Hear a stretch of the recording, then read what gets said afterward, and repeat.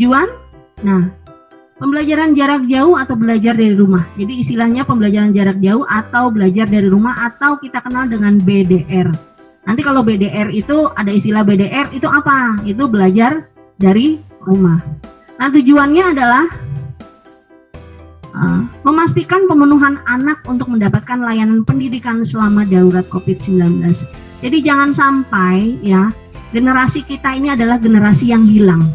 Artinya karena ada COVID-19 ini akhirnya pembelajaran tidak ada, kemudian mutu pendidikan juga tidak ada. Jangan sampai generasi kita ini adalah generasi yang hilang ya. Tapi tetap kita berusaha, semoga generasi kita tetap mutunya juga terjamin. Jadi yang kedua ada melindungi warga satuan pendidikan dari dampak buruk COVID-19. Jadi ini adalah kewajiban satuan pendidikan untuk menjaga kalian tetap aman belajar di sekolah. Yang ketiga, mencegah penyebaran dan penularan COVID-19 di satuan pendidikan. Nah, itu wajib ya. Jadi satuan pendidikan atau sekolah kita tetap akan ya berupaya mencegah penyebaran dan penularan COVID-19 di satuan pendidikan. Kemudian yang keempat, memastikan pemenuhan dukungan psikososial peserta pendidik dan peserta didik dan orang tua atau wali. Nah, jadi tetap kita di sekolah akan memberi dukungan psikososial. Artinya anak-anak yang terdampak COVID-19 tetap kita akan beri dukungan, tetap bisa menikmati pendidikan, tetap mendapatkan hak pembelajaran yang akan diterima dari satuan pendidikan. Kemudian metode pembelajaran ya. Metode pembelajaran jarak jauh dalam jaringan online daring menggunakan gawai. Nah, itu jadi nanti salah satunya metode pelaksanaan BDR-nya bisa menggunakan jaringan online, gadget, gawai maupun laptop melalui beberapa portal atau aplikasi pembelajaran daring. Nanti bisa dipandu dengan guru-guru ya, menggunakan Webex juga, bisa Google Classroom atau bisa juga menggunakan Zoom Meeting ini. Dan banyak aplikasi atau model pembelajaran lagi. Kemudian pembelajaran jarak jauh, kemudian jaringan atau offline atau luring menggunakan televisi, radio, modul pembelajaran dan mandiri dan lembar kerja, bahan ajar itu juga akan nanti akan kita usahakan, kita upayakan untuk siswa atau peserta didik yang memang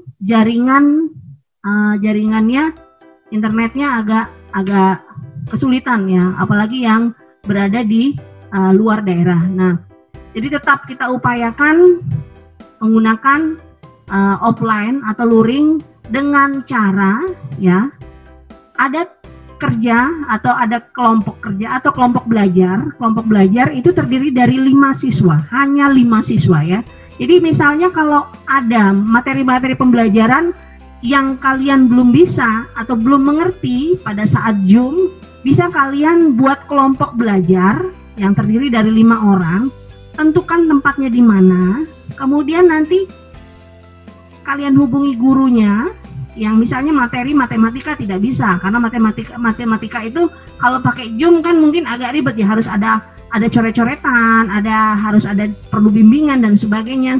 Nah, ini bisa nanti kalian buat bentuk 5 kelompok belajar terdiri dari 5 orang, nanti hubungi gurunya, kemudian minta ke gurunya untuk visitasi atau home visit ya, itu bisa. Kemudian sasaran ya, sasaran itu dinas pendidikan, kepala satuan pendidikan, peserta didik, orang tua dan wali. Terus next. Nah, belajar dari rumah. Program belajar dari rumah merupakan bentuk upaya membantu terselenggaranya pendidikan bagi semua kalangan masyarakat masa darurat COVID-19. Jadi mudah-mudahan belajar dari rumah ini tetap semangat walaupun dengan cara daring maupun luring ya. Jadi apa saja yang perlu disiapkan ya? Nah, itu kesiapan infrastruktur. Ada gadget, ada koneksi internet. Pastikan peserta yaitu guru dan siswa memiliki sarana dan prasarana yang mendukung. Jadi ada keterkaitan juga dengan orang tua ya, ada keterlibatan orang tua untuk memastikan apakah memiliki sarana dan prasarana yang mendukung. Misalnya ada dari peserta didik yang tidak memiliki sarana yang mendukung, dilaporkan atau nanti bisa buat kelompok belajar dengan teman-temannya. Nanti bisa kita upayakan guru-gurunya untuk mengadakan home visit. Nah, kemudian kemampuan guru untuk memanfaatkan teknologi. Nah, selain siswanya yang harus bisa, gurunya juga harus bisa, yaitu kemampuan guru dalam memanfaatkan media teknologi komunikasi, misalkan Zoom, ya, kemudian Google Classroom, pretest, post-test dengan quizzes, pemanfaatan Google Drive dan lain-lain. Ini dibutuhkan untuk mentransfer pengetahuan atau knowledge pada peserta didik secara menarik dan efektif. Nah, ini yang kemampuan guru untuk memanfaatkan teknologi benar-benar juga harus dipersiapkan. Nah, kemudian perencanaan pembelajaran. Nah, perencanaan pembelajaran terencana dan efektif dalam keterbatasan waktu, namun guru dapat mengatur dengan baik. Nah, perencanaan pembelajaran. Jadi jangan sampai juga nanti pada saat kalian dikunjungi oleh guru, pada saat kelompok belajar dikunjungi guru, atau pada saat Zoom dan sebagainya, malah nanti untuk ngobrol atau untuk curhat dan sebagainya. Jadi benar-benar perencanaan diperlukan sekali. Jadi guru yang akan datang itu benar-benar direncanakan, dipersiapkan materinya, apa saja yang ingin disampaikan, ini harus benar-benar, dan waktu yang ditentukan juga harus seefisien mungkin. Kemudian yang keempat adalah kesiapan siswa. Siswa harus siap mengikuti proses belajar daring, artinya telah merubah mindset bahwa belajar dari rumah sama pentingnya. Nah, itu yang paling utama ya Pak Ade ya. Jadi proses belajar daring itu sama pentingnya ya. Sama pentingnya dengan belajar di sekolah. Jangan mentang-mentang daring lalu pada kabur sejam ngikutin, pura-pura ke WC, nanti baliknya 2 jam kemudian ya. Atau masuk di Zoom lalu yang ngisi nggak ada, hanya kosong, dia kemana nggak tahu. Nah, jadi tolong diupayakan ya, siswa-siswa yang siswa zaman COVID-19 ini, apalagi siswa baru, tolong diusahakan tetap merubah mindsetnya ya. Belajar dari rumah itu sama pentingnya belajar di sekolah, termasuk kesiapan dari siswa, sarana dan prasarananya. Nanti akan dijelaskan lebih lanjut untuk kesiapan sarana dan prasarana atau kesiapan siswa pada saat zona sudah diterapkan menjadi zona hijau. Kemudian yang kelima, aturan untuk penyelenggaraan pembelajaran dari rumah. Perlu ada aturan terkait isi, proses, dan cara penilaian disepakati dan dipahami oleh semua guru. Nah, ini nanti kaitannya dengan guru dalam membuat rencana pembelajarannya. Jadi pembelajaran jarak jauh, belajar dari rumah, itu nanti harus dibuat dalam bentuk RPP atau rencana pembelajaran. Dan itu akan disiapkan oleh guru-gurunya dengan penilaian-penilaiannya. Apakah nanti dia pakai quiz test. Jadi di sekolah kita, mungkin adik-adik di SMP sama saja ya. Di SMP itu ada UTS, ada ulangan tengah semester, ada ulangan semester, ada. Nah, kalau di sini istilahnya PTS, penilaian tengah semester. Kemudian penilaian akhir semester. Nah, itu penilaian tengah semester akan diadakan 8 minggu setelah siswa masuk ke sekolah. Jadi tolong dipersiapkan adik-adik benar-benar ya. Yang namanya belajar di rumah sama dengan belajar di sekolah. Jadi nanti jangan sampai terlewatkan karena keasikan ya, karena sistem online dan sebagainya tidak pernah diperhatikan. Padahal tugas-tugas harus dikumpul. Kemudian penilaian tengah semester harus diikuti. Ini akan mempengaruhi penilaian kalian ya. Kemudian keaktifan kalian ya pada saat menerima pembelajaran melalui jarak jauh. Oke, lanjut ya. Terus back bawah ini ya. Nah, metode pelaksanaan PDR. Nah, metode pelaksanaannya pembelajaran jarak jauh dalam jaringan online menggunakan gawai tadi, kemudian pembelajaran jarak jauh itu bisa digunakan menggunakan offline atau luring dan seterusnya ya. Kemudian nanti bisa juga menggunakan modul, alat cetak, alat peraga dan lain sebagainya. Oke. Lagi. Nah, sekarang pembelajaran luring menggunakan buku, modul dan bahan ajar dari lingkungan sekitar. Nah, ini misalnya ya, kalau ada beberapa siswa yang tidak bisa menggunakan Zoom, ya nanti ada pra pembelajaran luring. Artinya di situ siapkan buku atau piranti pembelajaran yang dimiliki di rumah. Peserta didik harus mengetahui metode pembelajaran yang akan dialami secara mandiri di rumah. Kemudian yang berikutnya, ajak orang tua, wali, peserta didik untuk mendukung proses pembelajaran. Berikutnya, peserta didik telah memiliki jadwal pembelajaran dan lembar pemantauan dari guru. Nah, nanti semua akan disiapkan sebelum proses pembelajaran dimulai. Jadi ada pra pembelajaran. Nah, kemudian saat pembelajaran jangan lupa berdoa sebelum kegiatan. Pahami materi pembelajaran sesuai dengan instruksi dari guru. Kemudian ajak diskusi orang tua, wali peserta atau orang tua dewasa yang ada di rumah untuk membantu proses pembelajaran. Ini yang proses luring, artinya proses offline atau home visit. Jadi nanti sebelumnya akan dipersiapkan untuk pelajaran jarak jauh menggunakan yang offline. Kemudian tutup dengan doa. Jadi benar-benar nanti kalau kelompok belajar sudah terbentuk 5 orang, satu kelompok belajar, ini benar-benar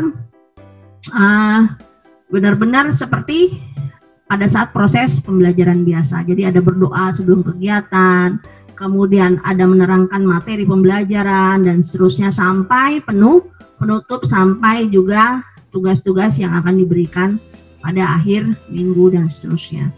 Nah, ini yang pembelajaran luring atau offline. Nah, belajar di sekolah. Menteri Pendidikan dan Kebudayaan Nadiem Makarim membolehkan kembali belajarnya kalau sudah berada di zona hijau. Nah, kemudian protokol kesehatan perlu diterapkan masing-masing. Jadi protokol kesehatan nanti akan dijelaskan lebih lanjut lagi oleh pemateri selanjutnya. Di situ akan dijelaskan bagaimana saat kita dari pintu gerbang kita harus cuci tangan, kemudian menggunakan hand sanitizer atau sabun, kemudian nanti setelah masuk ke kelas nanti akan dijelaskan lagi di sana protokol kesehatannya bagaimana, kemudian membawa makanan sendiri nanti akan dijelaskan lebih lanjut lagi oleh pemateri yang berikutnya.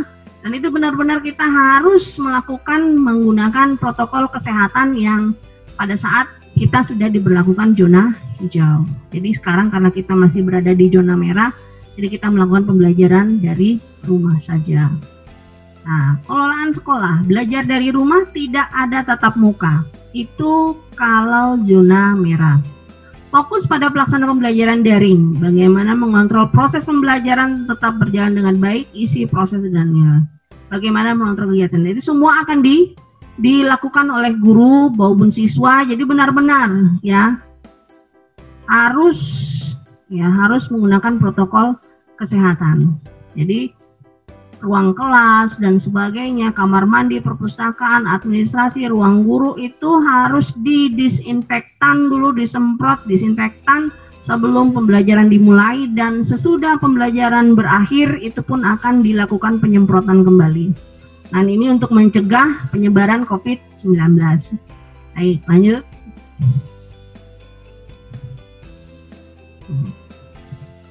Oke, stop.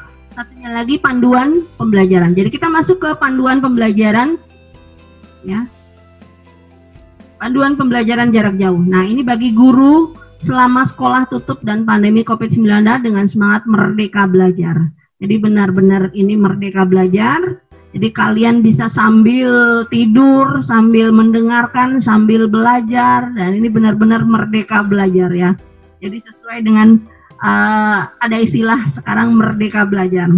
Baik, panduan pembelajaran jarak jauh ini bagi guru selama sekolah tutup pandemi COVID-19 ini ada beberapa hal yang perlu diperhatikan. Yang pertama itu populasi siswa dunia telah ya dipengaruhi oleh penutupan sekolah karena pandemi COVID-19. Jadi 91% menurut informasi dari UNESCO. Kemudian, bagaimana sistem pendidikan nasional dapat memastikan bahwa semua siswa memiliki akses yang sama untuk pendidikan berkualitas selama krisis yang belum pernah terjadi sebelum ini. Belajar dari rumah melalui pembelajaran jarak jarak jauh, surat edaran Mendikbud nomor 4 tahun 2020. Nah, sekarang ya tujuannya adalah memberikan pengalaman belajar ya yang bermakna bagi siswa tanpa terbebani tuntutan menuntaskan seluruh capaian kurikulum, kenaikan kelas maupun kelulusan. Kemudian yang kedua, memfokuskan pada pendidikan kecakapan hidup antara lain mengenai pandemi COVID-19. Jadi pembelajaran jarak jauh atau pembelajaran dari rumah saja itu akan dilihat. Ya, jadi kesiapan guru harus memperhatikan apakah lingkungan sekitar anak ini di mana, kemudian apakah mempunyai fasilitas yang memadai, nanti akan ditelusuri oleh guru. Nanti di situ akan disiapkan materi pembelajarannya. Nah, misalnya ya, rumah dekat sungai, tapi bagaimana caranya belajar fisika ya, atau belajar kimia, atau belajar misalnya belajar marketing ya, atau belajar akuntansi, atau belajar perkantoran. Nah, sedangkan kondisi rumah atau posisi rumah berada di tepian sungai. Nah, bagaimana kita mengkaitkan pembelajaran kita dengan kondisi lingkungan yang ada. Nah, misalnya ya, yang ada di pinggir sungai misalnya akan melihat setiap hari bagaimana proses marketing atau proses transaksi jual beli yang biasa dilakukan oleh orang-orang yang berjualan di atas perahu. Nah, itu termasuk juga pembelajaran.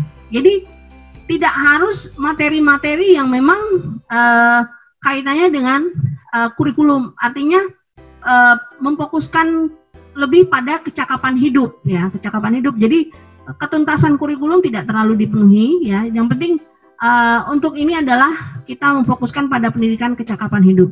Jadi siswa bisa apa nanti setelah, misalnya walaupun dia di jurusan bisnis daring dan pemasaran, dengan kondisi yang ada bagaimana bisa membuat suatu produk atau sesuatu yang bisa membuat atau melatih kompetensi keahlian mereka. Ya, misalnya ya, sekarang ada namanya pembelajaran belajar online. Ya, jadi bagaimana caranya anak-anak nanti membuat sebuah market sendiri, atau pembelajaran sendiri, atau membuat kalau online sendiri belajar berjualan sendiri menggunakan online, dan bagaimana seterusnya. Begitu juga untuk perkantoran atau otomatisasi dan tata kelola perkantoran, itu nanti bagaimana memanage surat-surat, nanti bisa dicari di YouTube atau di model-model pembelajaran, atau bahkan di bahan-bahan pembelajaran yang lainnya. Kemudian memberikan variasi aktivitas dan tugas pembelajaran belajar dari rumah antar siswa sesuai minat dan kondisi masing-masing. Nah, ini yang Ibu bilang tadi, sesuai dengan kondisi masing-masing, termasuk mempertimbangkan kesenjangan akses fasilitas belajar dari rumah.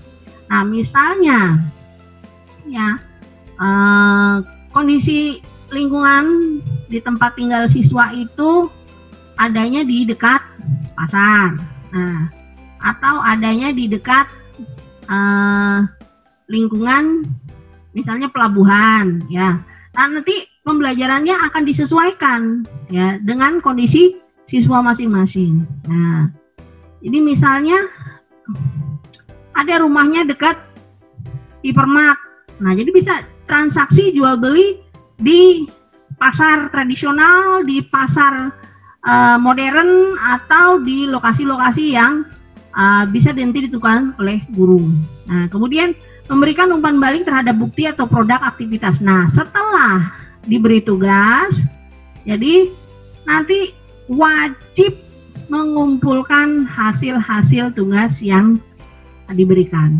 Jadi itu adalah bukti fisik kalian atau bukti kalian telah belajar melalui daring. Nah, gitu ya. Jadi wajib ubah mindsetnya. Nah, sekarang peran penting guru. 1, membantu siswa menghadapi ketidakpastian yang disebabkan oleh pandemi ya. Nah, walaupun kita dalam kondisi demikian ya, yang mengharuskan kita tidak bertemu tatap muka, tapi jangan menghilangkan semangat kita untuk tetap belajar ya. Kemudian tetap kita mempunyai semangat belajar. Kemudian melibatkan siswa untuk terus belajar meskipun kegiatan sekolah normal terganggu. Jadi walaupun tanpa tatap muka, kami tetap berusaha memberi semangat kalian untuk tetap belajar ya. Walaupun tidak melalui tatap muka, tetap kita harus melibatkan kalian. Kemudian panduan ini untuk guru yang harus terus mendukung siswa sementara akses fisik di sekolah ditutup. Kemudian dapat melibatkan siswa dalam bentuk pembelajaran jarak jauh. Nah ini, jadi nanti akan kami upayakan guru-guru juga akan belajar bagaimana caranya memberikan pembelajaran model jarak jauh. Mungkin menggunakan metode Zoom, ya model Zoom, kemudian Webex atau Google Classroom atau pre-test, post-test, quizzes dan sebagainya. Kemudian tujuannya, memandu pengambilan keputusan yang cepat untuk memulai dan melaksanakan pembelajaran yang berkelanjutan. Nah ini tujuan dari guru, tetap mendorong ya, mendorong siswanya untuk mengambil keputusan cepat dan melaksanakan pembelajaran yang berkelanjutan. Kemudian mendorong kolaborasi orang tua siswa. Jadi ada keterkaitan antara orang tua siswa, guru, dan murid. Tetap orang tua harus mendukung siswanya atau anak-anaknya untuk tetap belajar. Walaupun kondisi pandemi ini belum jelas lagi kapan akan berakhir. Kemudian memastikan anak mendapatkan pengalaman belajar yang bermakna. Jadi tetap kita akan memberikan ya pembelajaran, semoga diharapkan pembelajaran yang kalian peroleh tetap bermakna dan sesuai dengan kebutuhan si anak itu sendiri. Misalnya yang sekarang ambil jurusan akuntansi, tetap akan belajar materi-materi akuntansi. Kemudian yang mengambil jurusan otomatisasi dan perkantoran tetap akan mendapatkan materi-materi tentang otomatisasi dan perkantoran. Begitu juga dengan bisnis daring dan pemasaran, tetap akan mempelajari juga materi-materi tentang bisnis daring dan pemasaran. Baik, terus. Nah, prinsip pembelajaran dari jarak jauh adalah tidak membahagiakan. Yang penting tidak membahayakan. Ya. Sebagaimana guru di seluruh dunia mencoba untuk mengurangi kemungkinan kerugian dalam belajar karena gangguan sekolah. Keselamatan dan kesejahteraan siswa, student well-being harus menjadikan hal terpenting untuk dipikirkan. Jadi upaya penyampaian kurikulum secara jarak jauh tidak menciptakan lebih banyak stres dan kecemasan bagi siswa dan keluarganya. Jadi itu prinsip yang harus dipatuhi oleh guru ya, tidak membahayakan. Jadi kalau misalnya dengan tatap muka itu akan lebih membahayakan dan risiko itu akan lebih besar. Jadi kita gunakan tetap pembelajaran melalui pembelajaran model jarak jauh atau daring ataupun luring. Realistis, guru hendaknya memiliki ekspektasi yang realistis mengenai apa yang dapat dicapai dengan pembelajaran jauh dan menggunakan penilaian profesional yang menilai konsekuensi dari rencana pembelajaran tersebut. Nah, jadi realistis, guru nanti diharapkan tidak memberikan atau memiliki harapan yang muluk-muluk ya terhadap kondisi yang ada ini. Jadi materinya nanti disesuaikan dengan kondisi siswa masing-masing. Jadi misalnya yang bisa mengumpulkan tugasnya melalui tulisan ya silakan gitu. Jadi misalnya menggunakan model-model lain ya tetap kita fasilitasi juga, tetap kita akan memberikan penilaian. Jadi realistis, guru hendaknya memiliki ekspektasi yang realistis ya. Berikutnya, next. Nah, 3 tugas utama dalam mendesain dan mengimplementasikan pembelajaran jauh. Apa? Jadi isi atau konten. Siapa profil belajarnya, kondisi dan kebutuhan saat ini. Bagaimana desain dan implementasi belajar. Nah, ini. Jadi tugas utama guru adalah apa dulu yang mau diajarkan nih? Siswanya bagaimana nih? Nah, isinya apa? Kontennya apa? Nah, misalnya mau mempelajari tentang tugas seorang sekretaris, misalnya pembukaan atau membuat mengagendakan surat masuk, surat keluar. Nah, itu. Jadi isinya harus jelas, apa kontennya apa. Kemudian siapa siapa, profil belajarnya siapa, kondisinya bagaimana, dan kebutuhan saat ini bagaimana. Nah, itu harus tahu dulu ya. Nah, misalnya siswanya bagaimana, kondisinya di rumah bagaimana, dan kebutuhannya saat ini apa. Nah, misalnya kalau pembelajaran itu tidak kita lihat esensial, jadi tidak perlu diajarkan. Jadi yang diajarkan adalah materi-materi yang esensial, yang disesuaikan dengan profil belajar, kondisi, dan kebutuhan saat ini. Jadi misalnya kondisi saat ini siswa sedang COVID, lalu gurunya memberi tugas, kalian harus memperhatikan atau mengamati proses jual beli di pasar tradisional, pasar modern. Nah, itu kan artinya mengharuskan siswa untuk keluar rumah. Nah, itu akan mengakibatkan hal-hal yang tidak mungkin terjadi bisa terjadi. Jadi si guru itu pun harus tahu dulu ya. Nah, profil belajarnya siapa, kondisi siswanya gimana. Jadi materi-materi yang esensialnya nanti yang akan diberikan ya. Jadi nanti akan dipantau juga oleh sekolah. Ini si guru memberikan tugas apa. Nah, kalau tugasnya itu ibaratnya membahayakan bagi orang lain atau siswa itu sendiri, itu lebih baik kalian koordinasikan dengan guru tersebut. Jadi kalian bisa komunikasikan dengan baik ya. Kemudian bagaimana desain dan implementasi pembelajarannya. Nah, setelah kita tahu profil, kondisi, dan kebutuhannya, jadi bagaimana kita mendesain implementasi pembelajarannya. Jadi bagaimana nanti si guru akan memberikan pembelajarannya. Nah, ketika guru membuat pergeseran tatap muka ke pembelajaran jarak jauh, pikirkan sampai guru memberikan strategi dan materi. Ini yang diperhatikan guru, teknologi, platformnya, peralatan, dan sumber daya yang tersedia bagi guru dan siswa. Jadi misalnya dari 36 siswa, itu yang menggunakan Zoom itu hanya 4 orang. Selebihnya hanya bisa menggunakan modul. Jadi nanti tetap kita gunakan modul, tidak bisa juga kita paksakan harus menggunakan Zoom atau Webex. Nah, tapi kalau lebih banyak menggunakan Zoom-nya, kemudian jarak jauhnya, modulnya, atau bahan ajarnya itu lebih sedikit, jadi mungkin kita akan bisa nanti kalian koordinasi dengan temannya atau berkunjung ke temannya untuk sama-sama belajar di rumah. Jadi maksimal 5 ya, perhatikan kelompok belajarnya maksimal 5. Misalnya di rumah tidak ada internet ya, tidak ada akses internet, tidak punya wifi atau tidak punya paket.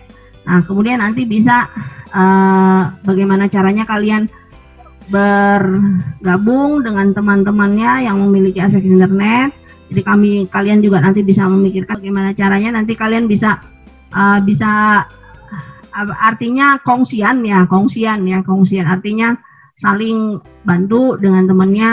Nah, untuk misalnya pupuan berapa untuk biaya internetnya, nah, atau pakai paket data berapa ya. Insya Allah nanti mudah-mudahan kalau ada bantuan dari Dana BOS akan tergantikan biaya paket datanya ya, itu mudah-mudahan, tapi kita belum tahu lagi ya. Tapi yang sekarang yang penting adalah kalian mencoba belajar menggunakan pembelajaran jarak jauh ini. Nah, dukungan dan umpan balik kepada siswa ya. Rencanakan dan laksanakan tugas yang mendukung pada setiap fase, mengklarifikasikan tugas dan mengulang hasil yang diharapkan. Nah, jadi tugas yang akan diberikan oleh guru tadi nanti sebelumnya harus diklarifikasi tugasnya dan mengolah hasil yang akan diharapkan. Tugasnya apa, hasilnya apa yang akan diharapkan. Kemudian selama proses pembelajaran ini kalian benar-benar akan dipantau kemajuannya ya. Bisa melalui refleksi secara berkala, memberi umpan balik, nanti ada quiz atau ada post test, ada pre-test, ada quizzes dan sebagainya. Ya, nanti ada menggunakan Google Form dan seterusnya. Ini akan tetap dipantau walaupun kalian belajar dari rumah. Jadi tetap guru akan memantau. Ini tugasnya dikumpul tidak? Tugasnya. Kan nanti diberi time atau diberi waktu untuk kalian mengerjakan tugas. Jadi misalnya hari ini jam ini diberi tugas, jadi tuntutannya misalnya 24 jam atau 2 hari ke depan atau seminggu lagi. Nah, itu nanti akan ditentukan oleh guru masing-masing ya. Kemudian yang perlu diperhatikan juga nanti kalian ya pada saat proses pembelajaran ini, kemudian harus benar-benar ya pembelajaran yang harus diisi atau membentukkan cara yang terbaik itu diberikan kepada siswa nih untuk mengetahui juga sejauh mana kalian memahami materi pembelajaran itu ya. Jadi nanti pada saat jadwal telah dibagikan ya, jadwal nanti telah dibagikan, bisa nanti pakai website, jadi bisa kalian lihat di website. Nanti pada mungkin setelah MPLS insya Allah jadwal sudah di-share di website. Di situ nanti akan wali kelasnya juga ada. Nanti wali kelas akan membuat komunitas sendiri atau grup sendiri, grup WA sendiri. Jadi akan memberikan atau men-share materi-materi yang disampaikan oleh guru-guru. Ya nanti akan kalian lihat menggunakan mode Webex atau Zoom, ada jadwalnya nanti bisa kalian lihat. Jadi nanti setelah jadwal dia bagikan di share, kalian perhatikan di situ jadwal untuk mata pelajaran produktif atau teori kejuruan itu jangan kaget kalau ada yang sampai 7 jam. Bukan berarti itu 7 jam itu nanti kalian belajar dari jam 7 sampai jam 2 siang, enggak ya. Jadi tetap 7 jam secara jadwalnya, tapi untuk tatap muka Zoom-nya bisa cuma 2 jam. Kemudian tugasnya itu bisa kalian selesaikan sampai jam 2 siang. Nah itu. Jadi tidak harus belajar tatap muka 7 jam, lapar Bu dan sebagainya. Nanti kalian pasti ngomel-ngomel ya. Ini misalnya ada pembelajaran itu ada yang 8 jam. 8 jam itu tatap mukanya hanya 2 jam melalui Zoom atau Google Classroom. Tapi nanti tugasnya 6 jam ke depan harus sudah selesai dan sebagainya. Itu pemenuhan tugasnya setelah jamnya berakhir. Atau nanti kalau ada keringanan dari gurunya bisa dikumpulkan 2 hari ke depan atau 3 hari ke depan dan seterusnya, itu bisa. Jadi nanti jadwalnya jangan kaget kalau nanti ada jadwal yang sampai 7 jam, ada 5 jam, ya ada jadi 6 jam dan seterusnya. Karena memang untuk SMK Negeri 2 yang bidang keahliannya bisnis dan manajemen itu ada tiga kompetensi atau program studi keahlian. Yang pertama itu akuntansi dan keuangan lembaga. Yang kedua adalah otomatisasi dan tata kelola perkantoran. Yang ketiga adalah bisnis daring dan perkantoran. Nah dari ketiga program studi keahlian ini yang telah kalian pilih masing-masing itu mempunyai muatan-muatan yang unik sendiri. Jadi kalian jangan kecewa, oh saya nggak bisa masuk AKL atau saya nggak bisa masuk perkantoran, saya hanya bisa masuk BDP. Nah itu mempunyai keunikan masing-masing dan mempunyai esensial masing-masing. Artinya inti pentingnya ada masing-masing. Yang AKL juga mempunyai keunikan sendiri, yang OTKP juga mempunyai BDP atau bisnis dan pemasaran juga punya keunikan sendiri. Jadi masing-masing punya kompetensi keahlian yang unik sendiri. Jadi jangan berkecil hati karena masuk BDP nggak keren yang akuntansi keren, OTKP keren, BDP nggak keren. Nggak ada keren-kerenan di sini ya. Yang penting kompetensi keahlian nanti akan terbukti pada saat kalian telah mendapatkan hasil pembelajaran selama 3 tahun. Nah, jadi ada keunikan masing-masing. Jadi kalau memang hobinya atau minatnya di akuntansi keuangan, ya kembangkan kompetensi keahliannya. Begitu juga otomatisasi dan perkantoran, ya kembangkanlah ya kompetensi keahliannya. Begitu juga dengan bisnis daring dan pemasaran. Kalau sudah memilih jurusan bisnis daring dan pemasaran, OTKP atau AKL, ya kalian harus responsibel atau bertanggung jawab dengan pilihan masing-masing. Jangan nanti kalau sudah masuk BDP nggak keren katanya gitu. Nah jangan ya. Mudah-mudahan dengan pilihan kalian ini nanti akan semakin meningkatkan kompetensi kalian ya. Kemudian diterima di lapangan pekerjaan yang benar-benar kalian impikan selama ini. Jadi benar-benar kalian harus ya kembangkan kemampuan kalian. Walaupun pada saat ini kalian menggunakan sistem jarak jauh ya, tapi tetap ya mindsetnya harus dirubah. Artinya pola berpikirnya juga harus dirubah. Pembelajaran di rumah sama pentingnya dengan pembelajaran di sekolah ya. Nah itu baik, kira-kira udah sekian dulu sampai dukungan umpan, kemudian ini perhatikan guru bagaimana. Nah penilaian, nah ini penilaian yang terakhir nih ya.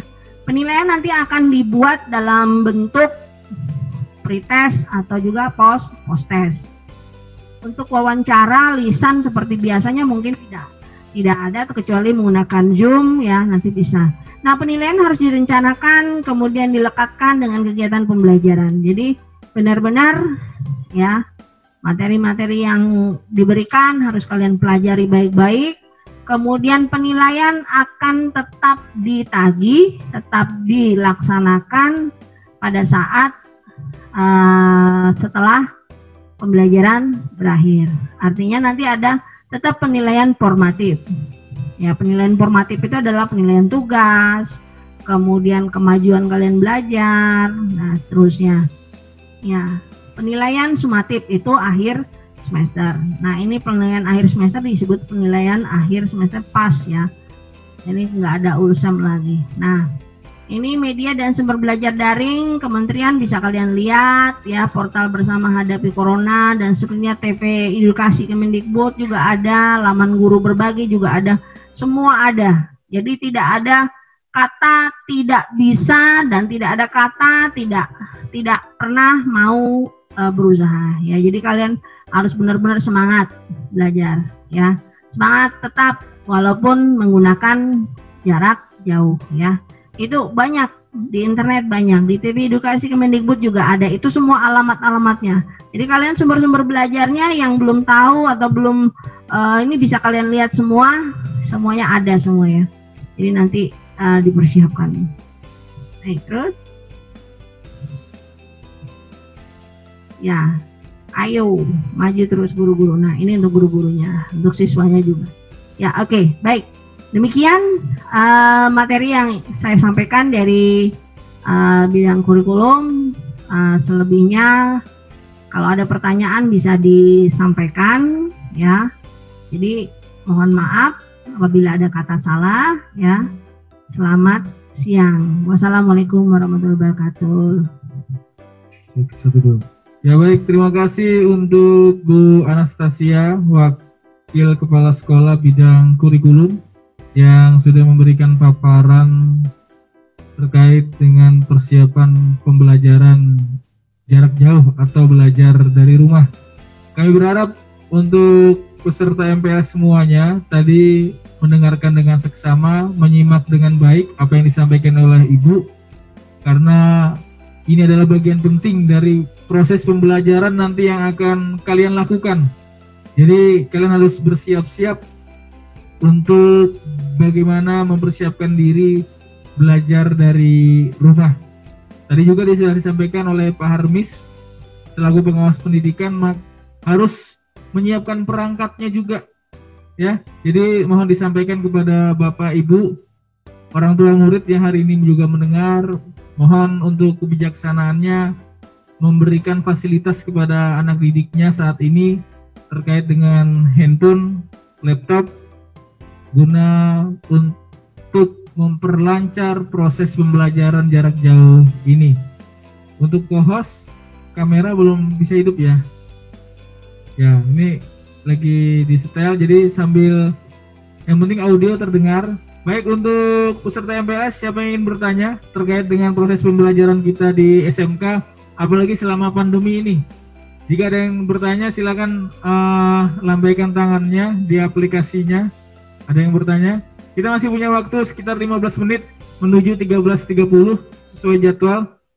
Silakan. Ada yang bertanya? Sambil dipantau ya. Sambil dipantau. Ada? Dibuka, kalau ada dibuka. Marwanda. Ya, silakan Marwanda. Itu kameranya kenapa? Kameranya bisa. Oke. Silakan ya. Marwanda sudah bisa di unmute. Ya, sudah. Ya, silakan. Ya, silakan Sebutkan Amanda. nama dan jurusannya ya. Ya. Ya, saya Marwanda dari jurusan Ya. Ya, saya ingin bertanya, seperti yang sebelumnya Ibu jelaskan, apabila sekolah sudah mulai beraktivitas atau berada dalam zona hijau, apakah seluruh siswa diizinkan hadir dalam proses pembelajaran dengan waktu yang sama atau dibatasi waktunya? Ya. Tampung dulu apa bagaimana? Langsung jawab? Langsung jawab aja, Bu. Oke, Amanda, baik. Pertanyaan yang baik sekali. Pada saat kita sudah sampai zona hijau atau telah diberlakukan kembali proses pembelajaran tatap muka, tetap kita melaksanakan pembelajaran dengan 2 shift. Ya, artinya satu kelas hanya terdiri dari 18 orang. Jadi misalnya satu kelas 36, jadi ada 2 shift. Nanti ada shift pagi, ada shift siang, dan pembelajaran hanya 6 jam dalam satu hari. Artinya nanti shift pertama 3 jam, shift kedua juga 3 jam. Jadi 6 jam maksimal atau minimal nanti belum pasti ya. Nanti akan kita koordinasi kembali dengan Dinas Pendidikan apakah itu satu hari 6 jam atau satu shift itu 6 jam. Nah ya, nanti akan kita koordinasi kembali dengan Dinas Pendidikan apakah yang penting intinya pada saat pembelajaran di zona hijau telah diberlakukan kembali atau tatap muka itu harus ada 2 shift. Jadi artinya kita sampai menunggu betul-betul normal, ya benar-benar normal. Jadi tidak boleh seluruh siswa, nanti kalau sudah normal sama sekali boleh semua seluruh siswa masuk. Tapi kalau masih zona hijau kita paksa melakukan 2 shift. Artinya 18 orang dulu di shift pertama dan 18 orang dulu juga di shift kedua. Begitu Amanda. Ya, siapa lagi? Terima kasih. Amanda dari mana? Asal sekolahnya? Marwanda? Dari SMP Negeri 11 Palangkaraya. Oke, ya. ya. Terima kasih. Makasih Amanda. Ada lagi? Ya. Silakan. Yang lain silakan menyusul. Ya, Mayang. Ya, Halo Mayang. Selamat siang Pak, Bu. Siang. Saya Mayang Rahma Putri dari jurusan akuntansi, menanya kalau misalnya ada siswa yang udah jurusan akuntansi atau bisnis daring atau apa gitu Bu. Nah nanti kalau udah belajar sesuai jurusannya masing-masing, terus kedepannya tuh nggak sanggup, itu apa bisa pindah jurusan atau gimana Bu? Untuk pindah jurusan kemungkinan itu kan udah pilihan kalian dari awal tuh ya. Nah, tapi ada pernah ya kejadiannya? Itu belum pernah ada kejadian juga ya.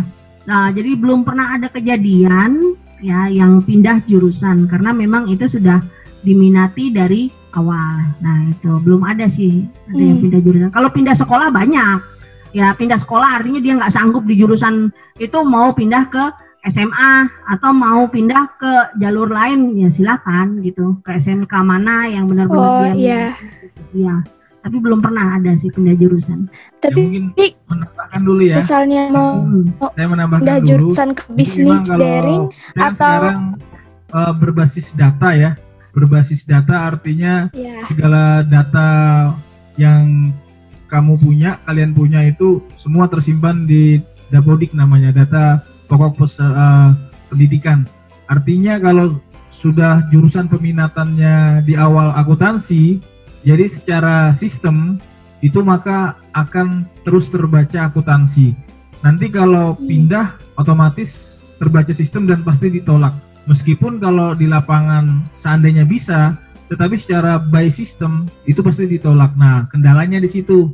Ya, jadi artinya tidak bisa untuk pindah jurusan. Gitu. Kecuali mengulang dari awal. Nah, mengulang dari awal. Jangan malu-malu, harus semangat nih. Masih ada waktu 10 menit lagi. Ya, silakan. Nah, siapa namanya? Siva Aulia. Siva Aulia, ya, silakan Siva. Oke, perkenalkan diri. Perkenalkan nama saya Siva Aulia dari SMP Negeri 3 Palangkaraya. Jurusannya akuntansi dan keuangan lembaga. Ingin menanya Bu, mengenai kelompok belajar yang terdiri dari 3 orang tadi, apakah bisa dari jurusan yang berbeda? Ya pasti 5 dari jurusan yang sama, karena belajarnya juga misalnya jam ini belajar tentang spreadsheet atau pengolahan angka, ya otomatis kan nggak mungkin kamu tarik temenmu yang di pemasaran di BDP atau di OTKP, kan nggak mungkin. Jadi cari teman yang memang kalau bisa satu kelas ya, yang dekat, kemudian bisa diajak belajar bersama. Jangan cari teman yang nggak bisa belajar sama, ya itu malah nanti malah ngerumpi jadinya. Oke, itu. Jadi tetap teman yang berlima itu tetap satu jurusan kalau bisa. Nah, kalau misalnya minta bantuan untuk mengerjakan tugas dengan teman-teman yang lain, ayo kita belajar kelompok, kita ngerjakan tugas ini. Nah, itu boleh dari jurusan akuntansi 1, 2, 3 maupun 4. Silakan. 4. Ya, itu saja pertanyaan dari saya. Sekian, Bu. Terima kasih. Terima kasih. Ya. Masih Sipa. Saya belum mendengar suara dari bisnis daring dan pemasaran. Ayo, jangan malu-malu bertanya. Yang dari BDP. Jangan malu-malu bertanya. Nanti yang banyak bertanya, kita undang hari terakhir ke sekolah. Ya. Kalau dapat paket ya? Ya. Dapat paket data? Belum.